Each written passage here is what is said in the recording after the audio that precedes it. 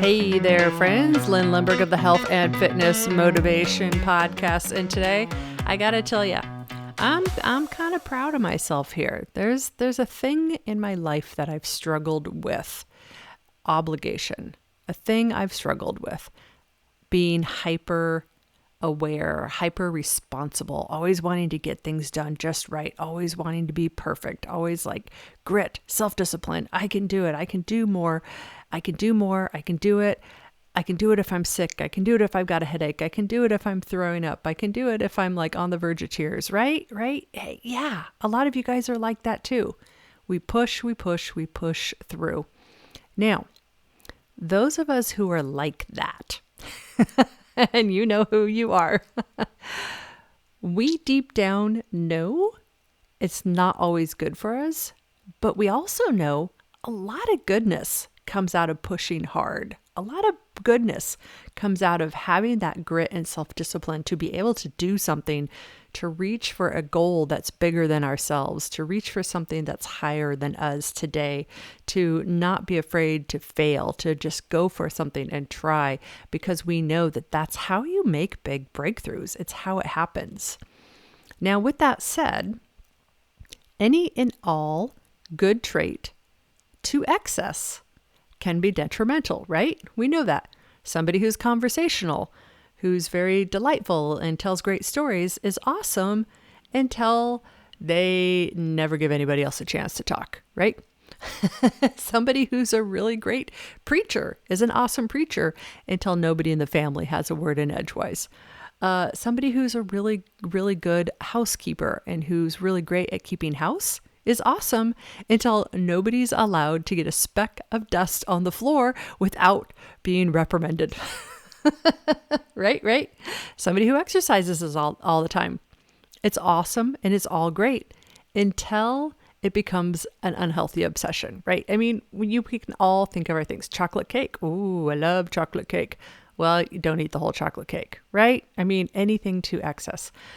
So that's where I think sometimes those of us who want to do it all, want to succeed, want to push, sometimes me, case in point, will push myself to the ground. Today, I'm proud of myself. I'm getting a lot better at not doing that. And here's how it went. Here's how it happened. And we've talked about this before. We know I teach 9 group fitness classes a week. And I have chronic illnesses. And so the fact that I can teach as many as I do without completely falling off the boat sometimes, it's really pretty amazing. And I'll just not even a humble brag. I'll just brag. I'm really, really happy at how my body has responded in 2021 and how I'm just so much stronger than I used to be. But I still have those days. And when I have those days where people are counting on me to be at a class to teach it, in the past, I would have taught the class or done the thing. This is where it might relate to you. I would have still done the thing unless I thought I was going to actually die.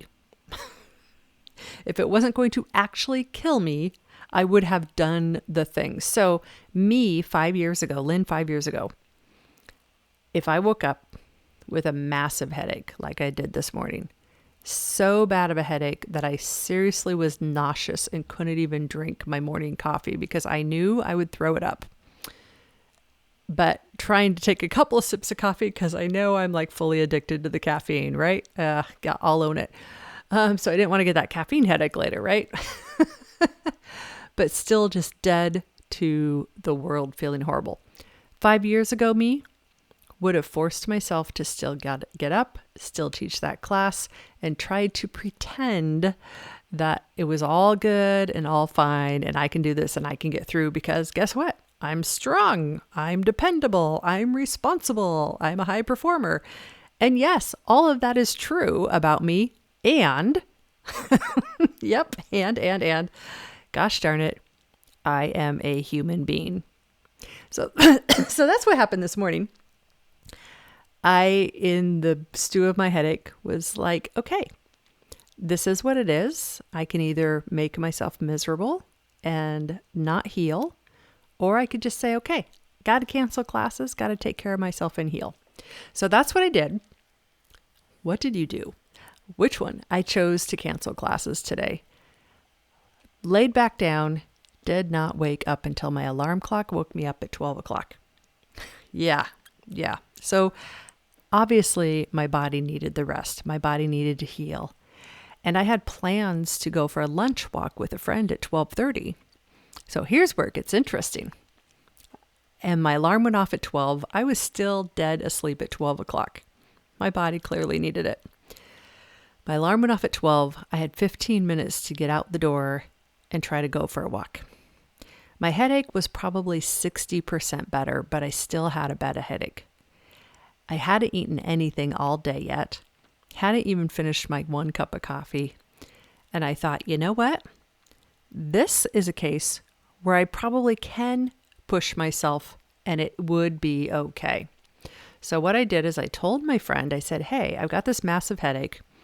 So let's just meet at our usual spot. We were talking about, should we meet at a different spot and do a longer walk with bigger hills? Or should we meet at our usual spot where there's just lots of options of easy, medium, hard? And I said, hey, let's just meet at our usual spot because I don't know if I'm going to be able to walk off this headache or if I'm going to start walking and I'll end up puking on the side of the trail and going back home. But I decided I was okay with that because I could either be at home in pain or I could try to go for a walk with a friend who is very supportive. Thank you very much. Thank you, Yana, for being my good friend. But so I made that choice to just do that, go for that walk. So I got my water with my electrolytes. I got my comfiest shoes on. I was still wearing the clothes that I slept in all morning. I didn't care. I did brush my teeth though. That was a victory. Met my friend at the walking place and my walk was slower than usual. The hills were harder than usual, but it actually helped my headache and I feel so much better. So now I only have a big headache, not a massive headache or a debilitating headache. And I got some exercise in and I got my heart rate up and I got breathing and I just feel better. So what's the lesson for you today? The lesson for you today, my dear friends who are overachievers, wanting to always do more, sucking it up all the time. The lesson for you is to identify those times where you need to give yourself a timeout and say, hey, wait a minute. I need to pause here, give myself a moment to heal, and maybe 2 hours from now, I might be feeling better, or 2 months from now, or 6 months from now, depending on what you have going on, right? So that's for you.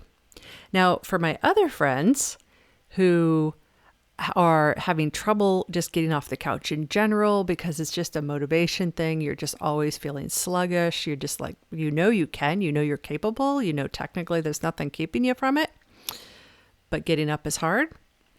If that's you, then what you want to do is do what I did in round 2, right? I got up and I was like, I don't know. I don't feel like it. I don't know. You got it. That's where you do need to get a little bit of grit, a little self-discipline and say, you know what? I'm going to give it a try, keep an open mind and just experiment and see how my body responds to this. If it's miserable, if I go for a walk and I'm miserable, I can always turn around and go back home. Nothing lost. But man, there's always things to gain sometimes when you just give it a try. So there you go. Just a moment, a real-time moment. I literally just got home from my walk with my friend less than an hour ago. Wanted to let you know what was up and just kind of how I think real time with these things sometimes.